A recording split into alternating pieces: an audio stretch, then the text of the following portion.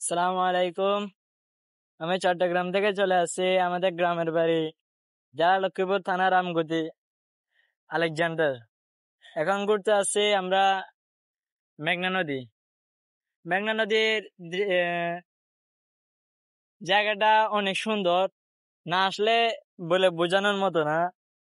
তবুও যারা আসতে পারবেন এসে যাবেন, আমাদের বাড়িতে আপনাদের দাওয়াত রইলো।